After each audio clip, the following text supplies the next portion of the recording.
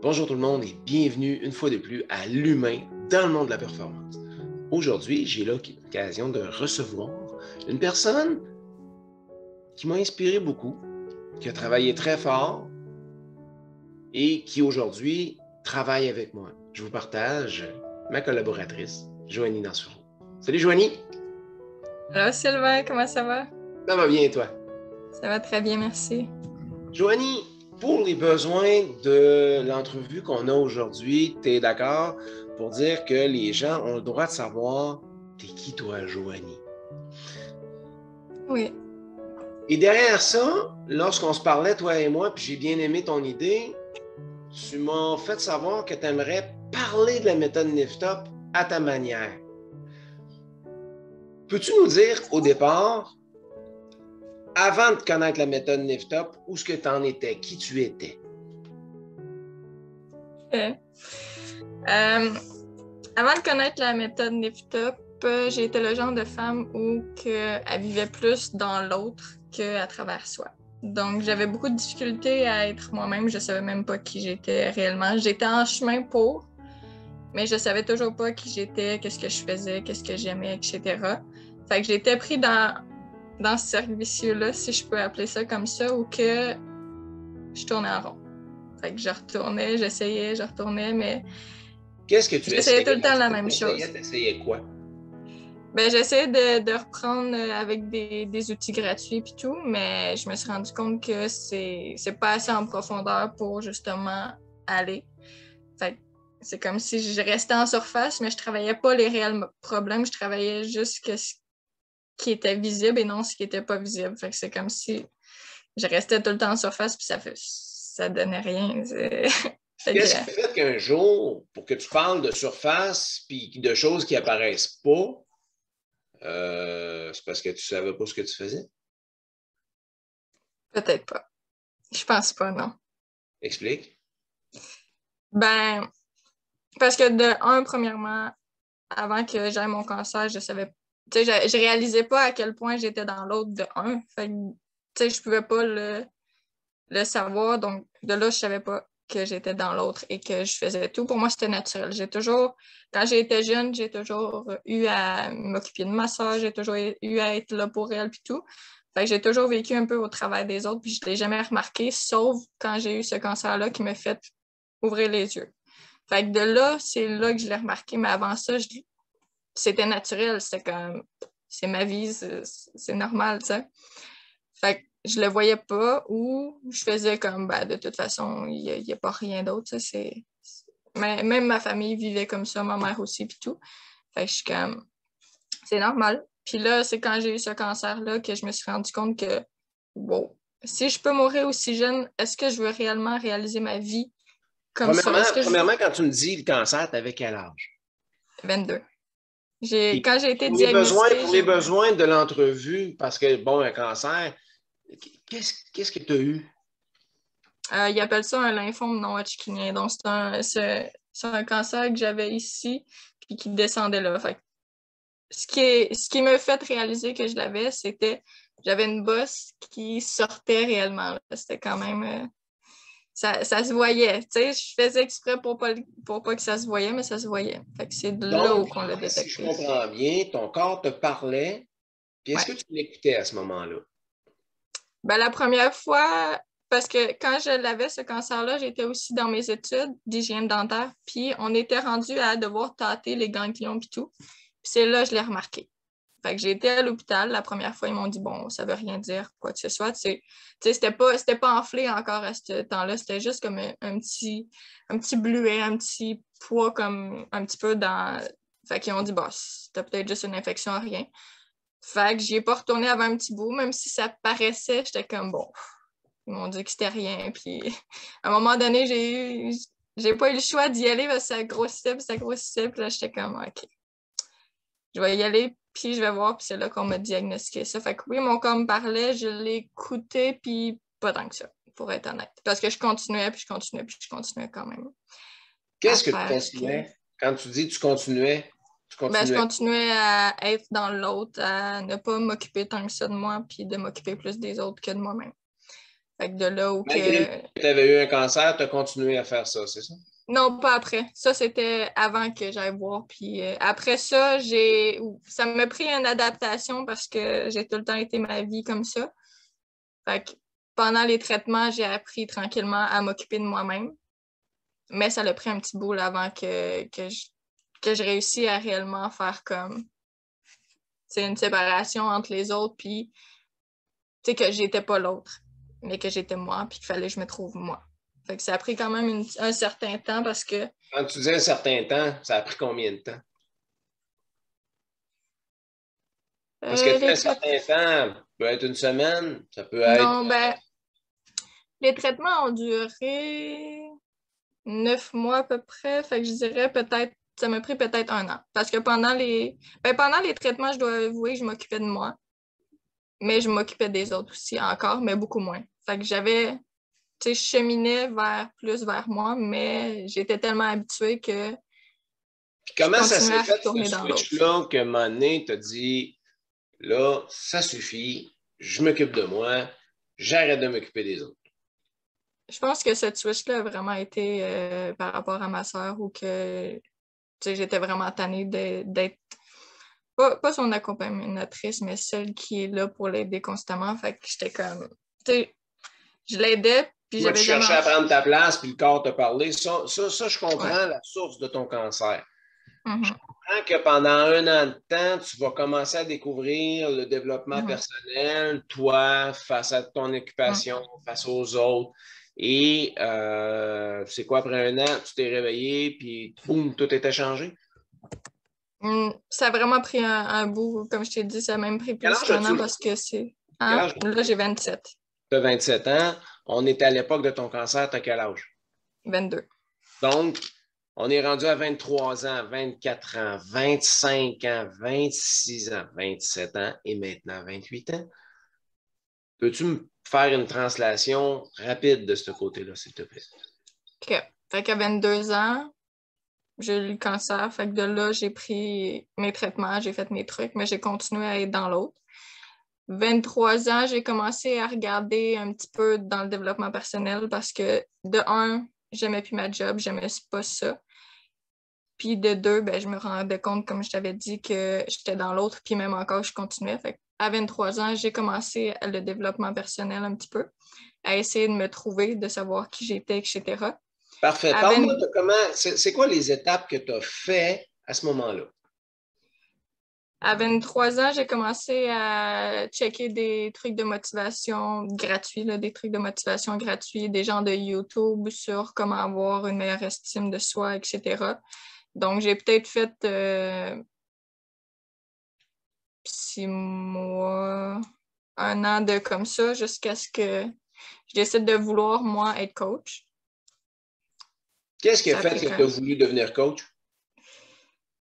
parce que j'aimais plus ma job, puis que je me cherchais. Je cherchais qu'est-ce que moi j'aimerais et non ce que les autres voudraient, parce que je me suis rendue là compte que même ma job, je l'avais pris parce que on me disait que c'était une bonne job, tu vas avoir ci, tu vas avoir ça, blablabla.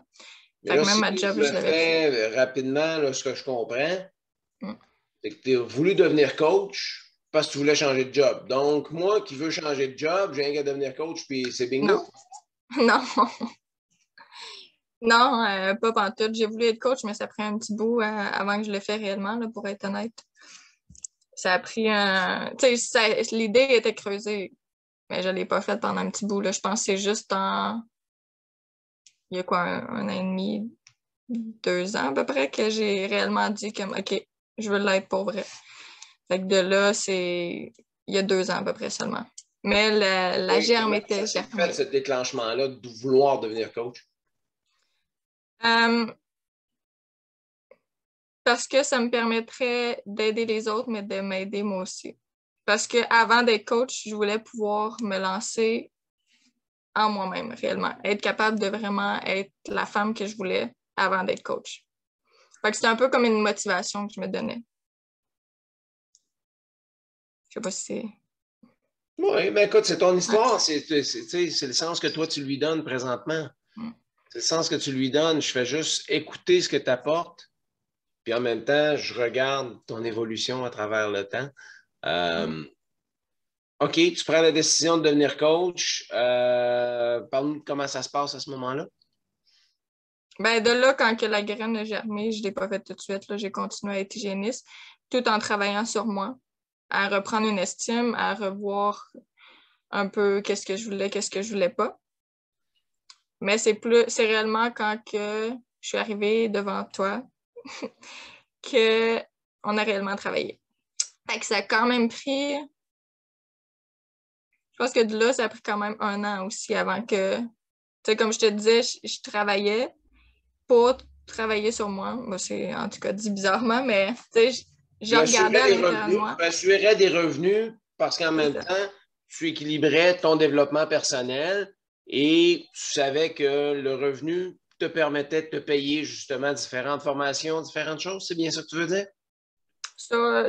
Au début, ça ne me permettait pas, mais à la fin, oui, parce que j'ai accumulé un peu.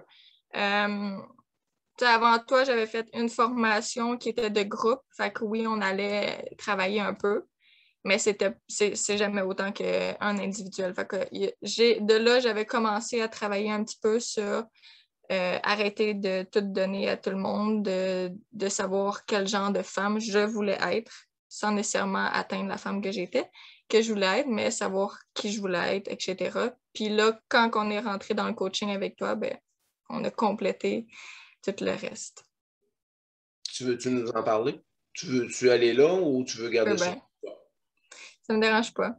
De toute façon, j'en ai déjà parlé.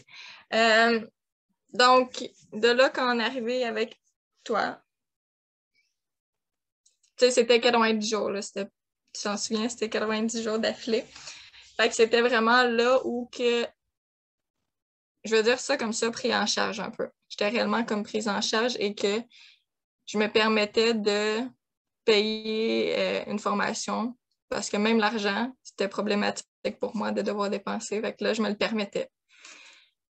Fait que là, c'était quelque chose où que je me sortais de ma zone de confort déjà avant de rentrer. Puis toi, disons que tu m'as sorti de ma zone de confort à chaque jour un petit peu plus. Donc, vu qu'on se parlait comme 90 jours d'affilée, ça a permis aussi de voir l'évolution beaucoup plus vite.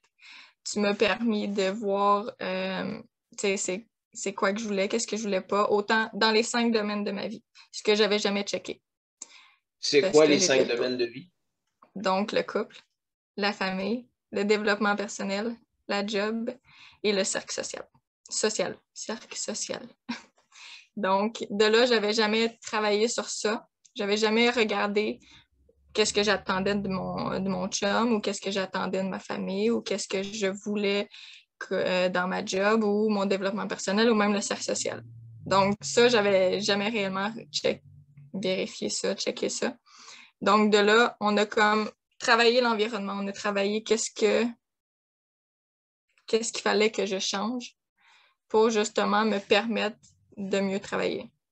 Je vais le dire de même parce que l'extérieur était beaucoup nocif un peu pour moi, fait que ça me permettait pas de, même si je rentrais, si on n'aurait pas travaillé sur ça, il y aurait tout le temps les petites voix de eux à côté que j'aurais laissé m'atteindre. Mais maintenant, je savais que ça, je le voulais plus, ça, je le voulais, donc ça m'a permis de faire un grand ménage de l'environnement, de Est-ce deux. que c'était un ménage? Tu sais, quand tu parles d'un grand ménage, ça a été facile?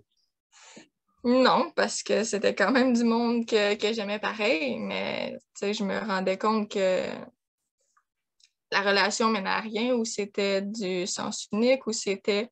la personne n'est pas méchante, c'est pas une personne méchante, mais elle a une certaine toxicité. Exemple, une de mes amies, ben, elle, c'était tout le temps se plaindre, puis tout le temps de parler de ça. Fait que d'une certaine façon, moi, ça grugeait de l'énergie pour essayer de l'aider. Puis ces pensées-là, ben, à force de voir tout le temps des pensées négatives, mais qu'est-ce que je pense? C'est des pensées négatives. Fait que moi aussi, j'avais plus tendance à juger, à chialer, à regarder les autres faire. Tandis que j'aime même pas ça faire ça. Je suis comme.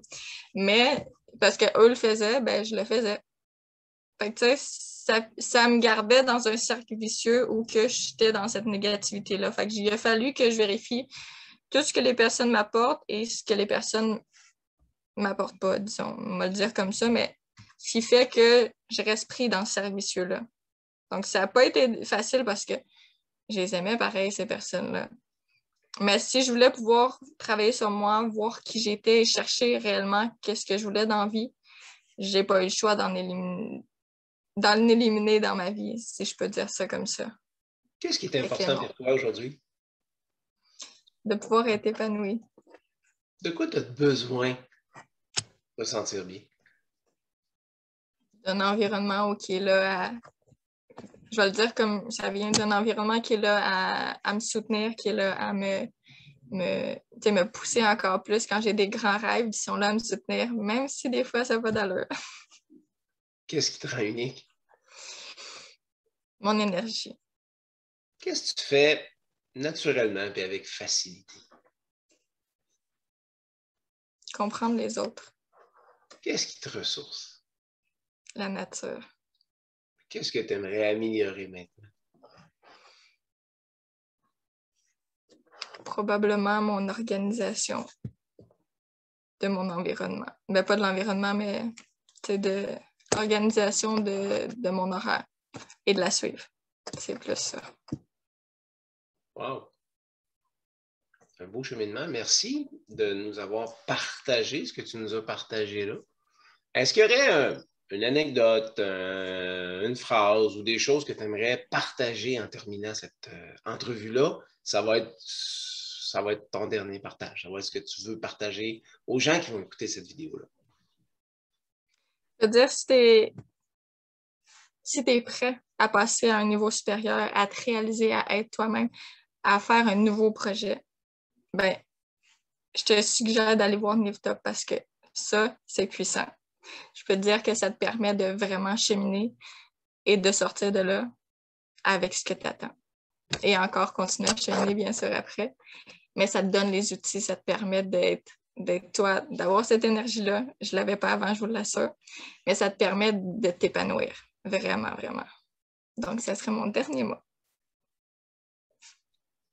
Merci à toi. Merci à toi.